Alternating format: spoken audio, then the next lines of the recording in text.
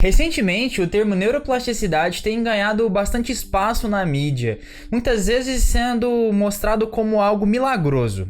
Mas você realmente sabe o que é neuroplasticidade? Oi pessoal, meu nome é Bruno, eu sou neurocientista e nesse vídeo aqui eu quero falar para vocês sobre o que é neuroplasticidade, explicando um pouquinho suas definições e mostrando de fato o que ela pode ajudar e o que ela não interfere. O termo neuroplasticidade é uma coisa que a gente chama de termo guarda-chuva, porque na verdade ele abrange diversas definições diferentes que variam dependendo da área de estudo. Mas em geral, a gente pode definir a neuroplasticidade como a capacidade do nosso cérebro de se adaptar, de se modificar com base nas experiências do nosso cotidiano. Essencialmente, vários estímulos diferentes são capazes de promover alterações tanto nas sinapses quanto a nível de circuitaria, capazes de fato modular essa neuroplasticidade.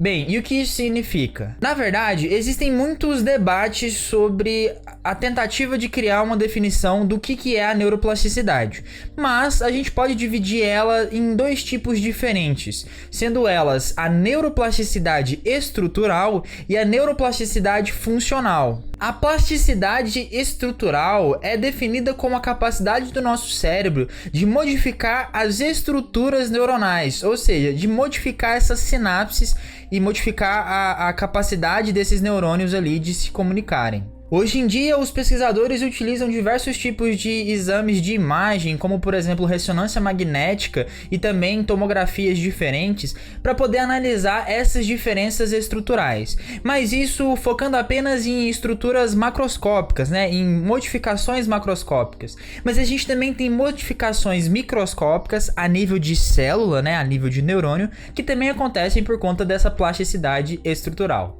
Já a plasticidade funcional refere-se à capacidade do nosso cérebro de, após uma lesão, conseguir fazer com que outra parte que não tinha aquela função definida consiga de fato exercer essa função. Além disso, isso também ocorre em funções fisiológicas, uma vez que, durante o processo de aprendizagem e memória, nós na verdade estamos reconfigurando redes que já existiam para abrigar esse novo conhecimento que a gente está obtendo.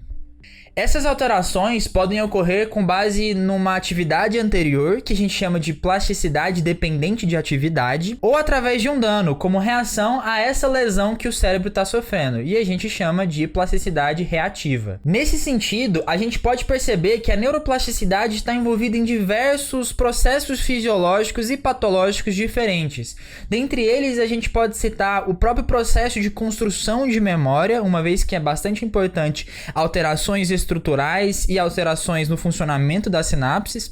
E além disso, a gente também tem, por exemplo, as alterações patológicas, que são aquelas relacionadas quando o paciente tem algum tipo de lesão em uma parte do cérebro e outra parte começa a tentar tomar a função dessa parte perdida. O que eu acho bastante interessante de pontuar aqui nesse vídeo é que um dos principais princípios que norteiam a neuroplasticidade é aquela definição de use ou perca. De forma simples, a forma como o nosso cérebro tem para entender quais sinapses devem ser fortalecidas e quais sinapses não devem ser fortalecidas, ou seja, devem ser enfraquecidas, está basicamente relacionada com o uso delas. Ou seja, toda vez que o neurônio está sendo utilizado, que ele está sendo ativado, ele passa uma corrente elétrica e essa corrente elétrica promove alterações químicas em diversas proteínas diferentes que vão sinalizar para o cérebro que aquela sinapse é útil. Esse processo de fortalecimento sináptico baseado na atividade, dependente de atividade cerebral, é conhecido como o processo de potenciação de longo prazo, do inglês LTP, Long Term Potentiation.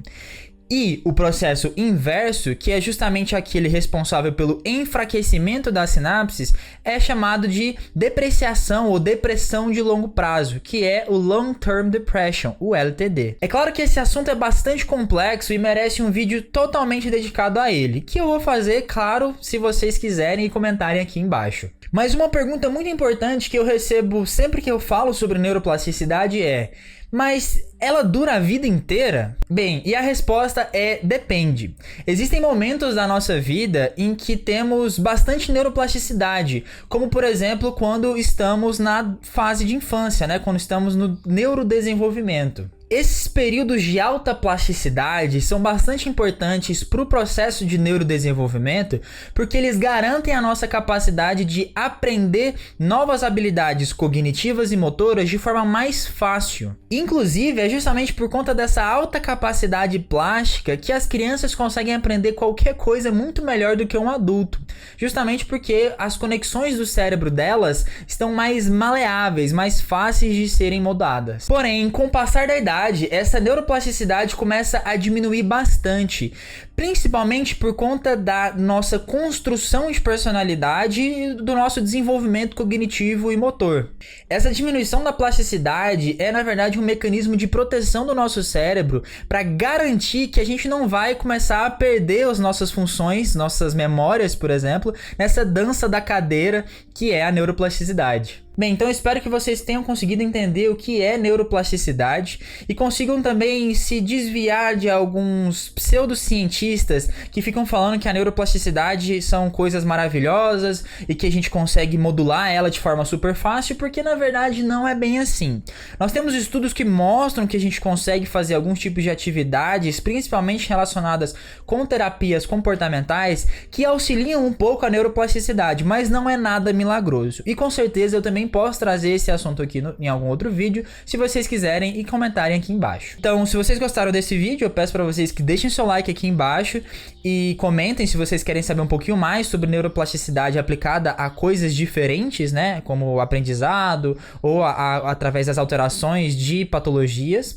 E se você ainda não é inscrito no canal, eu gostaria de pedir para você que se inscreva aqui embaixo e ative as notificações clicando no sininho. Muito obrigado pela sua atenção e até mais!